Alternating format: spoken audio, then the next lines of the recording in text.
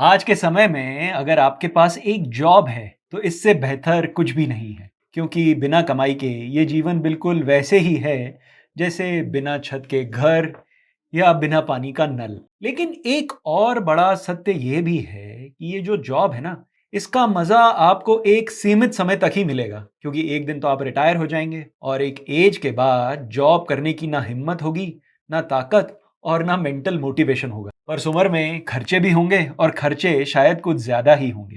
तो एक ऐसा समय जब जॉब भी ना हो और खर्चे भी हों, तब व्यक्ति की सेविंग्स काम आती हैं। वो सेविंग्स जो ठीक से इन्वेस्ट की गई हैं। लेकिन सेविंग्स करना और उन्हें अच्छी तरह इन्वेस्ट करना हमेशा संभव नहीं हो पाता और हर व्यक्ति के लिए संभव भी नहीं हो पाता। तो इस वीडियो को हमने इसलिए बनाया है ताकि हम आपको बता सकें कि आपको अपनी सैलरी से कितनी सेविंग्स करनी चाहिए और कितना इन्वेस्ट करना चाहिए, ताकि जब आप रिटायर हो जाएं तो आपके खर्चे आप मीट कर सकें। जी हाँ, हम लेकर आए हैं salary wise SIP plan.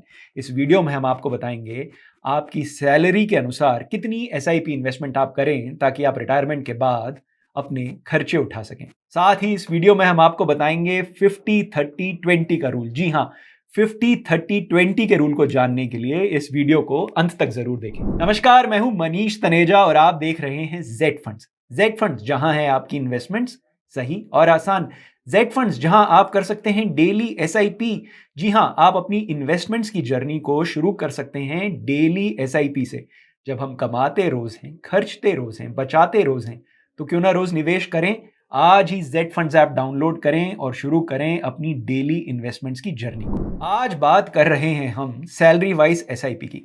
Salary wise SIP के लिए फाइनेंशियल सेक्टर में एक रूल आमतौर पर माना जाता है। ये रूल है 50-30-20। इस रूल के तहत कोई भी व्यक्ति पता लगा सकता है कि उसे अपनी सैलरी का कितना हिस्सा एसआईपी में इन्वेस्ट करना है। तो आइए पहले हम रूल समझते हैं। रूल है 50-30-20, यानी कि आपकी सैलरी को हमने 3 हिस्सों में डिवाइड किया है। पहले हिस्से में आता है सैलरी का 50%, दूसरे हिस्से में आता है सैलरी का 30% और तीसरे हिस्से में आता है सैलरी का 20%। ये 50-30-20 रूल एक पॉपुलर फाइनेंशियल बजटिंग रूल है जो कई सालों से इन्वेस्टर्स को उनके फाइनेंशियल गोल्स अचीव करने में हेल्प कर रहा है। 50 यानी 50% ऑफ द सैलरी आपको अपनी बेसिक नीड्स पर खर्च करनी चाहिए, जैसे खाना पीना, ट्रांसपोर्ट, घर का किराया। 30% ऑफ द सैलरी आपको अपने एंटरटेनमेंट और लाइफस्टाइल एक्सपेंसेस पे खर्च करनी चाहिए, जैसे पीवीआर में पिक्चर दिखाए, वीकेंड पे वेकेशन कराए।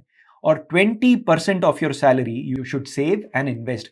20% अपनी सैलरी का आपको हर महीने बचाना चाहिए और उसे अच्छी जगह इन्वेस्ट करना चाहिए। ये रूल आपको हर महीने डिसिप्लिन से सेव करने में और इन्वेस्ट करने में हेल्प करता है। इस रूल को कुछ रियल एग्जांपल्स से समझते हैं। 3 लोगों की बात करते हैं, रोहन, राहुल और सीमा। ये तीनों लोग एक ही कंपनी में जॉब करते हैं। राहुल एक सेल्स एग्जीक्यूटिव है और उसकी सैलरी है अभी लगभग 20,000 रुपए। सीमा एक टीम लीडर है और उसकी सैलरी है 40,000 रुपए। और रोहन उनका मैनेजर है जिसकी सैलरी है 60,000, 60,000 रुपीज अ मंथ।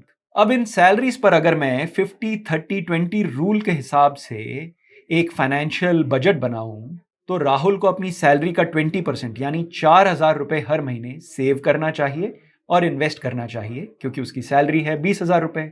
सीमा की सैलरी है 40,000 रुपए, यानी उसको 20% सेव करने के लिए 8,000 रुपए महीने की सेविंग्स करनी होगी और 8,000 रुपए इन्वेस्ट करना होगा। और बात करें अगर रोहन की, तो उसकी सैलरी है 60,000 रुपीज, यानी उसको हर महीने 12,000 रुपए की सेविंग्स करनी चाहिए और इस 12,000 रुपए को इन्वेस्ट करना चाहिए। तो ये तो बात हुई कि कितनी सेविंग्स करनी चाहिए। अब ये बात करते हैं कि ये सेविंग्स कहाँ इन्वेस्ट की जाए जिनसे एक real return, inflation adjusted return आए। ये एक बहुत ही इंपॉर्टेंट क्वेश्चन है क्योंकि अगर सेविंग्स ऐसी जगह इन्वेस्ट हुई जिसने महंगाई के दर को ही नहीं बीट किया, तो वो सेविंग्स अच्छे कॉर्पस में नहीं बदलेंगी। ये पैसा हमें इन्वेस्ट करना चाहिए इक्विटी म्यूचुअल फंड्स में एसआईपी के माध्यम से।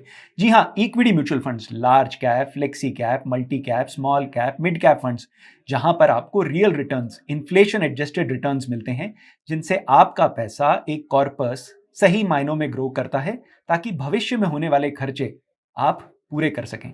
अब बात करते हैं कहाँ एसआईपी की जाए, कौन से फंड में एसआईपी की जाए, कितने की एसआईपी की जाए और किस अंतराल पे एसआईपी की जाए। इस सारी जानकारी के लिए आज ही जेड फंड्स ऐप डाउनलोड करें, बात करें अपने जेड फंड एक्सपर्ट से, पता करें कि कैसे 50-30-20 के रूल से आप बना सकते हैं एक ऐसा कॉर्पस जो रिटायरमेंट में आएगा आपके काम, और जब ना होगी सैलरी तो भी हेल्प करेगा आपके खर्चे मीट करने में। जेड फंड्स, जहां है आपकी इन्वेस्टमेंट सही और आसान। Mutual fund investments are subject to market risks. Read all scheme related documents carefully.